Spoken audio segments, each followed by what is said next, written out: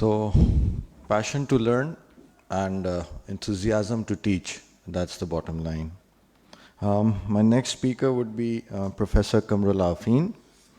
The professor is a well-reputed and an experienced gastroenterologist, and at present is the faculty GI at Ziauddin University Hospital. Sir, please. Assalamu alaikum. Good morning, everybody.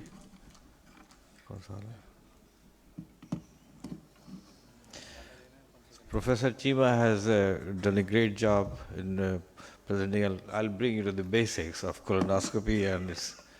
Yeah.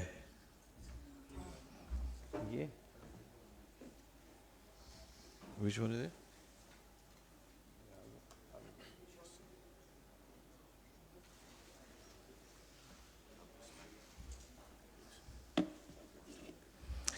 So, topic of my talk, this slide is being opened now.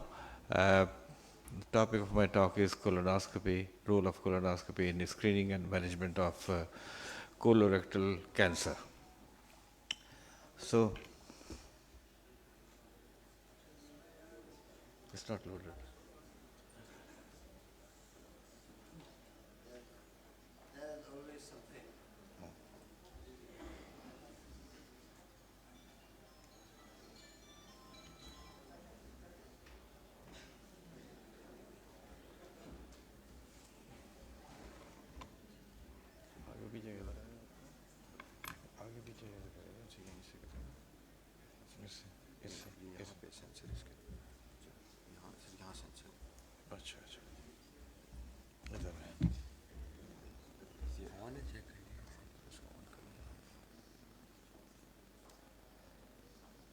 Change कैसे करें?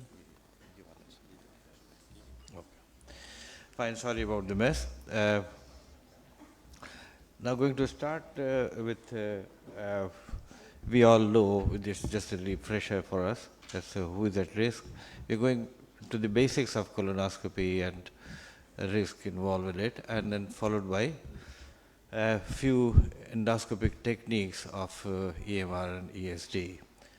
So we all know that most of the colorectal cancers are sporadic. Generally, it's causing about 70% of them. 10 to 30% would be familial cases of familial risk. Factors about 10 to 30%, and rest of them are Lynch syndrome, familial adenomatous polyposis, or hematomatous polyposis syndrome. Now, as we can see, the hereditary risk factors are positive family history, hereditary colorectal cancer. Other risk factors include long-term inflammatory bowel disease, type 2 diabetes, male gender, etc., and the risk factors which can be improved.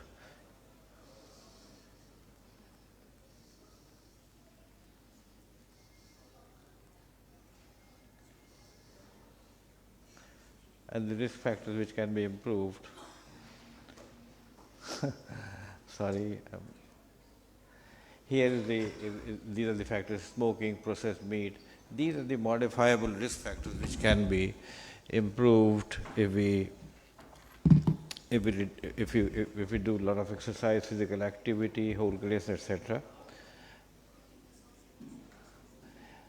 How do we screen?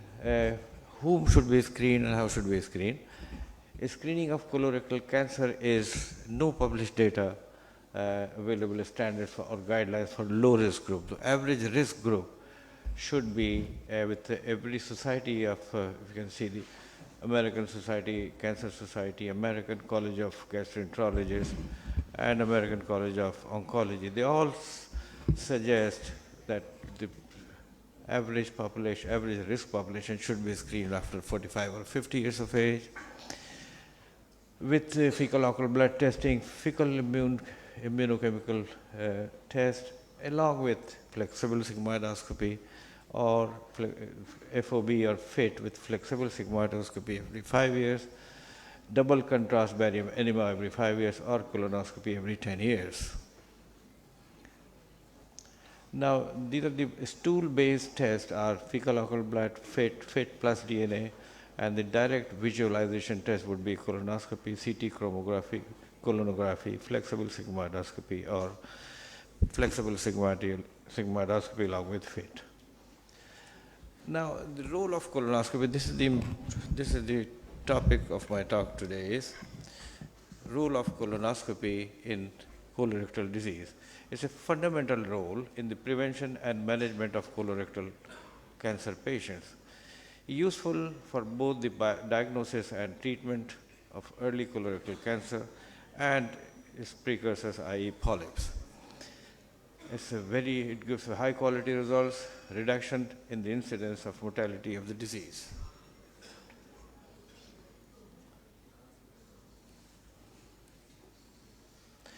Now, while we are doing colonoscopy, making a diagnosis through colonoscope, careful lesion characterization is the hallmark, which includes location of the lesion, size, macroscopic type, which we are going to discuss in a little while, color of the lesion, surface pit pattern of the lesion, which is classified in Kudo classification, etc. So this is the macroscopic classification, which is the Paris classification, is accepted worldwide. And as you can see, it describes the shape of the neoplastic lesion. It is categorized in two categories, polypoid and non-polypoid. Polypoid lesion would be either pedunculated or sessile. Non-polypoid, as you can see again, is pedunculated sessile, and they are classified into 2A, 2B, 2C. They are all either more or less truly flat lesions. There's slight elevation. Height of the lesion will not exceed 2.5 millimeters. Either they are truly flat or slightly depressed, and 3 is excavated, and mixed type will contain all of them. So this is the diagrammatic representation. As you can see, these are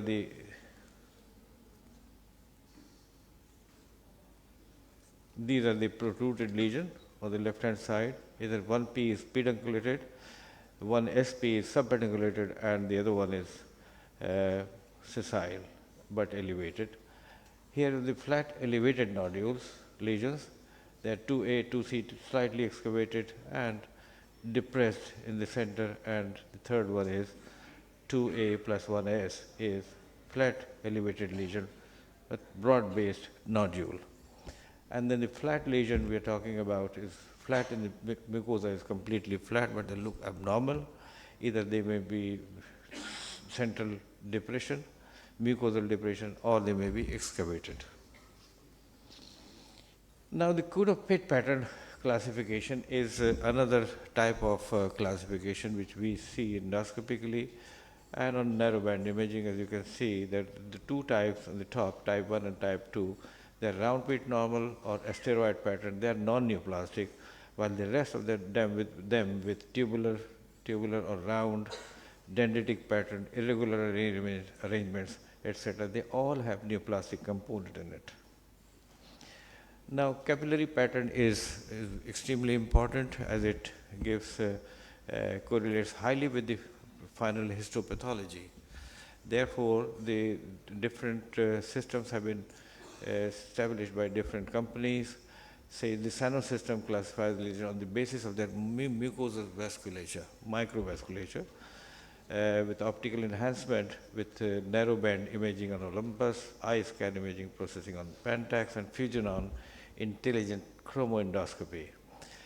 This classification system is an alternative means of classifying the risk of submucosal invasion. It correlates quite beautifully with final histopathology, is useful for differentiating hyperplastic lesions. Capillary pattern 1 is adenomatous, is a hyperplastic, and 2, 3, and 3B are neoplastic with adenomas. This is the diagrammatic representation. As you can see, the various types in it on narrowband imaging. And now, in indications and limitation of endoscopic resection in colorectal cancer. Cancer confined to the mucosa and superficial submucosal layers can be resected via flexible endoscopes. Early colon cancer defined as those confined to the mucosa or submucosa that does not invade the muscularis propria. It is important for us to know, we'll come up to that in a little while, that what are the real contraindications in doing EMR or ESD. Intramucosal cancer is virtually never associated with lymph node metastasis and can be resected via colonoscopy. Once the submucosal layer is invaded, metastasized lymph node involvement is reported in 6 to 13%. Now, how do we treat? These are the various ways of treating colorectal lesions via colonoscope. Snare polypectomy, endoscopic mucosal dissection, and endoscopic submucosal dissection. A snare polypectomy is pretty simple. Indications are sessile polyps of not more than 2 centimeters in size should be snared. Adverse effect, we all know, bleeding, perforation, local peritonitis, and routine polypectomy should generally be avoided when an invasive lesion is suspected. There are things which we have to remember. If you are suspecting by any means that the lesion is advanced and it is invading the submucosa after the muscularis propria or deeper layers, then you should not attempt EMR or ESD. If there is a non-lifting sign while doing injecting, I'll come up to that in a little while. We try to inject submucosally to elevate the submucosa to bring a cushion for the endoscopist to grab the lesion via the snare. And if that is not happening, it's a non-lifting sign, and we should not attempt that. It tends to support that the lesion is either has fibrosis, significant fibrosis, or has invaded deeply. So these are the routine polypectomy should be generally avoided when the invasive lesion is suspected. Now it is pretty simple snare polypectomy. As you can see, you can grab the stalk of it's in pedunculated polyp. You grab the stalk with the snare and use electrocautery, and you can see the result there at the right end. And in flatter lesions, you inject with solutions. We are going to come up in a little while what kind of solutions we use in it. And then you elevate the lesion, separating the muscularis propria and deeper layers, and grabbing the polyp or the lesion, and then again apply the electrocautery and do it. The result is at the right side. Now, indications are that lesions confined to the mucosa or submucosa of the colon in which the risk of lymph node involvement is negligible. How do we, generally it is done using various techniques, but you need to ensure that the lymph node involvement is next to none. Lesions that are 2 centimeters or smaller in size can often be removed en bloc, whereas larger lesions may require endoscopic piecemeal resection. The technique of the procedure is that you see here is on the left hand side, needle injection is used, water immersion is also used, a cushion is created, and then you can see either you do hot snare, cold snare, EMR, or underwater EMR. All of them are being used, and in literature they say that hot EMR has a slightly increased risk of adverse events in terms of complications. But cold snare, underwater EMR, all of them would have similar results, and the resected specimen can be removed en bloc. The technique combines snare polypectomy with additional submucosal fluid injection. Solution is injected into the submucosa sclerotherapy needle to raise the lesion for easier removal and to provide cushion to protect the deeper layers. After lifting and bulging, the lesion is captured in a snare, removed via cauterization. A safety margin of 1 to 2 millimeters of normal mucosa should be included. Prophylactic closure of the defect with endoclips may prevent delayed bleeding and theoretically delayed perforation due to cautery effect. Now, solutions which we use in this kind of EMR technique, either we use commonly used normal saline, is short-lived. We generally combine saline along with diluted epinephrine to minimize the risk of intraprocedural bleeding. But hydroxypropyl methylcellulose, glycerol, starch, volume, expanders, epinephrine as I discussed, diluted dye, indigo carmine or Indian ink can all be used, and which basically delineates the extent of submucosal cushion and can be used to confirm whether the resection is in the right, correct plane. Now, as you can see, it's a diagrammatic representation again. You can see the large sessile polyp, elevation polyp by fusion, and then resection using a snare, use electrocautery, and the result is in C. Polyp was removed. This is the result, what it happens before and after. EMR should be attempted only if complete resection of the neoplastic lesion is expected. Success rate of AMR is 90 to 100%. Complications are bleeding, 10% of all cases, and perforation, which is 1 to 2%. If perforation happens, you suspect, you hold on to the patient. If there is a possible peritonitis, we can suspect clinically. Surgical referral should be done immediately after resuscitation. Residual recurrence, short term is 2 to 6 months, is 0 to 55%. Late recurrence is after 12 months, less common, and less than 5% in one study. Surveillance should be first follow-up colonoscopy is performed 2 to 6 months after the procedure with both endoscopic and pathologic evaluation to ensure complete removal.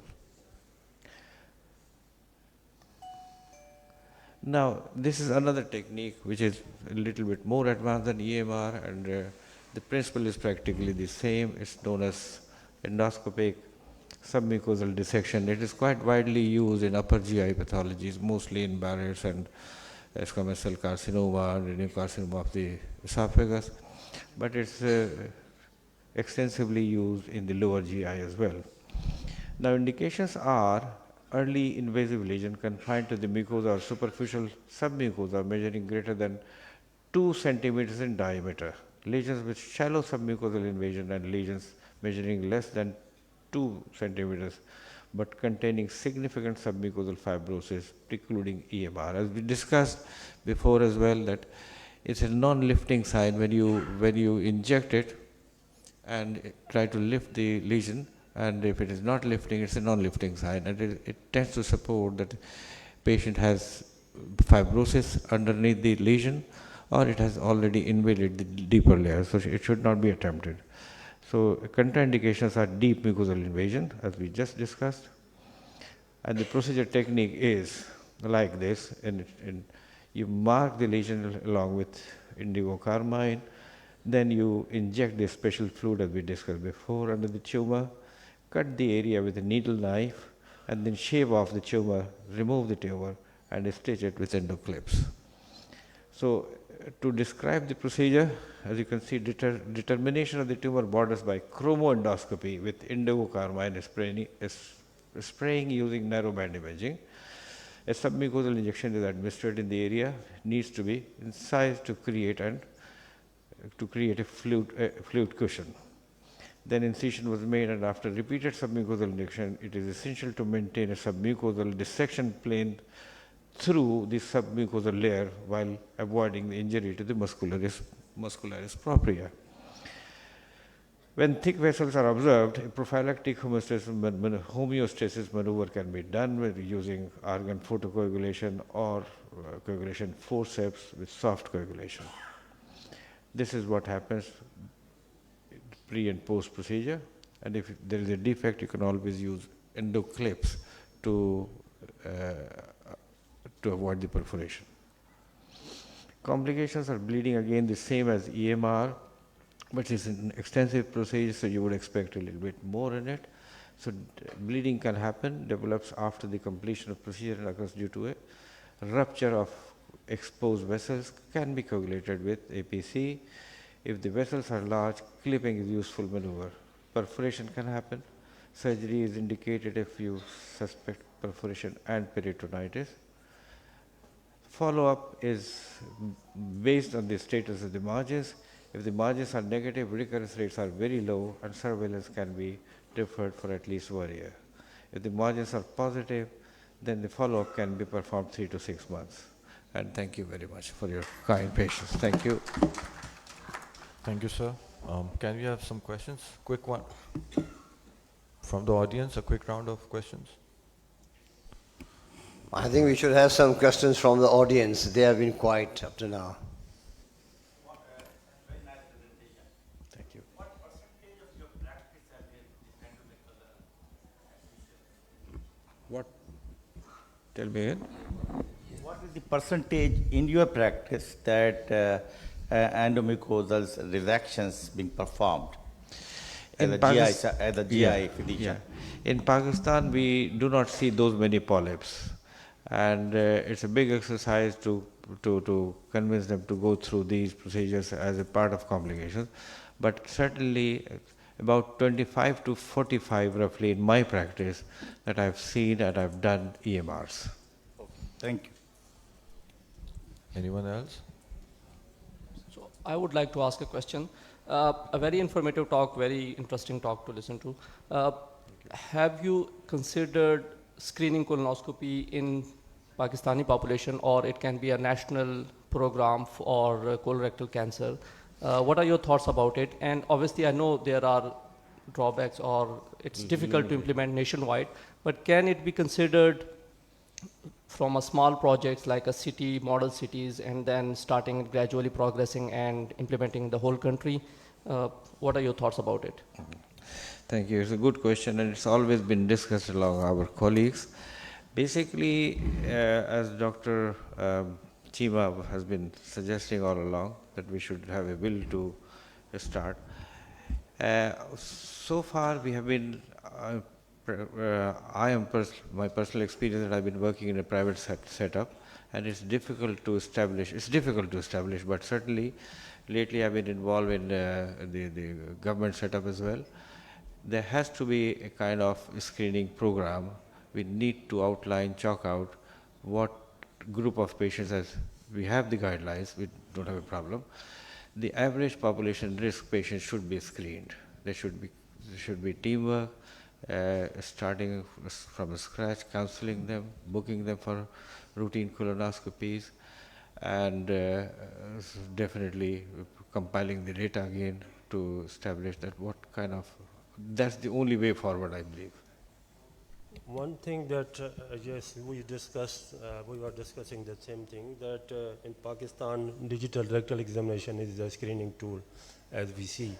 Second thing that I would say, that the endoscopy, upper GI, lower GI endoscopy is not only the domain of the gastroenterologist, it's also for the surgeon. And for the modern surgeon, we have got the modular theaters, we have got the combined things, and it is a syllabus, and part of the training of the surgeon, they should know colonoscopy and the gastroscopy. And before starting the procedures, they should do themselves the colonoscopy and the gastroscopy. And don't think this, I'm just discussing that from the cognitive point of view, it was a good lecture, but we have to implement, we have to start the implementation research, and who will start? The stakeholders. And who are the stakeholders? They are not doctors, they are outside. So it is not the doctors who determine the things, it is the things outside the doctors who determine the morbidity and mortality. And Dr. Saab was asking me the question that what, yes, that answers his question. Actually, as a group of doctors, we can always chalk out the plan, how to make plans to establish or start the colorectal screening program. but we need a lot of support from outside, I believe. Thank you, Professor, for a very informative When you are talk. doing EMR and there's a chance of perforation, remember me, I'll be around you. Okay, thank you very much. Just one question before you leave. We are seeing colorectal cancers in young patients in teens and 20s. And they don't have polyposis, they are just incidental, they don't have family history. So, have you looked into it? What is the etiology of colorectal cancer in this young age group? I believe genetics testing should be one of those tools which unfortunately we don't have. In young population, we are certainly, you're absolutely right, as Dr. Saab was presenting as well, that we are seeing a lot more in younger population than the older population. I don't think it could be related to many things, including dietary, genetic predisposition. We have no answer to that, to be honest with you, why it's happening in the younger population. The only paradigm shift is the use of junk food and dietary habits have gone worse. Other than that, we need to sit down and we need to establish the means and ways why it's happening. I think a lot of research is needed. A lot of in this research is area. required to answer that question. So we have one. There's a question from the audience. Yeah. So, My name is Dr. Saja. I'm actually practicing surgical oncology in America. I just happened to be here for vacations, so I thought I'll attend the conference. I had two questions for you, Doctor. One was, as far as screening goes, you mentioned a whole list, and barium enema was one of them. Is there a role now, because in States we're moving away from barium enemas and doing CT colonography instead. So is there a role in Pakistan for that instead of the barium enema, because it seems to be more accurate? And the other question was about the EMR. You said the recurrence rate was, you quoted a wide range from 0 to 55%. So the 55% I would think is on the higher side of recurrence. So is that the cause positive margins, or is it just local recurrence? So if that is, local recurrence is high even with negative margins, do you have a protocol for follow-up colonoscopy within the next year or 2 years, or how do you sort of follow up on those? Yeah, Thank you. I'll answer your second question first. Yeah, the rate of recurrence is 0 to 55%, and the rate of recurrence is not, it's the leftover margins, I believe, and that can be handled easily with the help of repeat procedure within 3 to 6 months, and try to ensure that you clean up the margins, endoscopically as well as histologically, after taking biopsies. Reason of recurrence is obviously the leftover tumor cells. It's not the recurrence within the lesion in itself. Number two, what was your first question? Can you? I think CT colonography and barium enema, obviously they are still in the guidelines. If they are reserved for those patients who do not want to have colonoscopy for XYZ reasons, or they are prohibited because of their severe illnesses. In those patients, sigmoidoscopy, barium enema double contrast barium studies, or stool-based tests are the starting screening test. If somebody is fit for colonoscopy, and you can, in Pakistan, if you can convince them to go through the procedure, the colonoscopy is the first choice.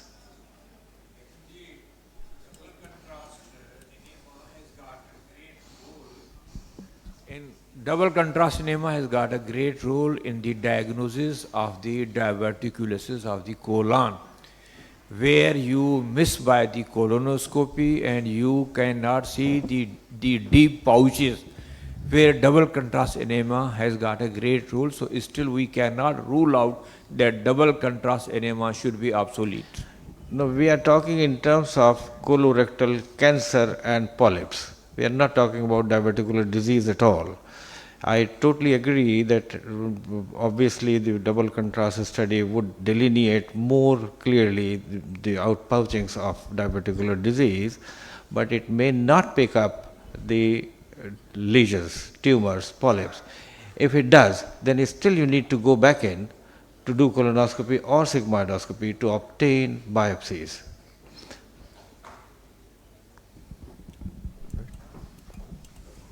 Excuse me. Yeah, there's one more. Can we have the mic for the gentleman?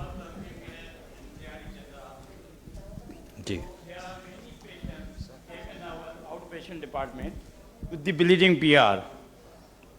So I want to say you that every patient we send send for the colonoscopy, or we assess when there is a sign of the tumor, then refer to the colonoscopy. Dr. Saab, the patient has a bleeding PR. You need to take a proper history, and you need to do a digital rectal examination. You need to suspect. Obviously, as per guidelines, if somebody is, as we discussed here, and the average high-risk population should be screened. If somebody is falling around 50 plus years of age and presenting with bleeding PR and some constitutional symptoms which might be pointed towards malignancy or polyp, then you must refer them for colonoscopy. But we should not, forget the basic principles of medicine, like examining the patient, taking a proper history, examining the patient. History might tell you that the patient has a family history of colorectal cancer, and that patient should be referred straight away, that they fall in high risk. So history taking, examination, and if you are suspecting that the patient should be referred for colonoscopy, should be. Thank you. But many times I have seen that my juniors examine and they suspect the hemorrhoids. They inject or ligate the hemorrhoid, but repeatedly patients came to us, and when I see, I have myself examined that he has the tumor. Yeah, I mean, if somebody, to be straightforward to you, if somebody is coming with bleeding PR and you have done DRE, you have done proctoscopy, you have seen hemorrhoids, you have injected, you must establish there is a reason for hemorrhoid. You must look for flexible sigmoidoscopy at least. Okay. And if you are suspecting, as I said earlier, if you are suspecting that this might be colorectal cancer, should be immediately referred for colonoscopy. Thank you, Professor. Thank you. Hello? Thank you very much. You have been very kind and we learned a lot from you. So that was a very informative talk by Professor Qamar, and I agree.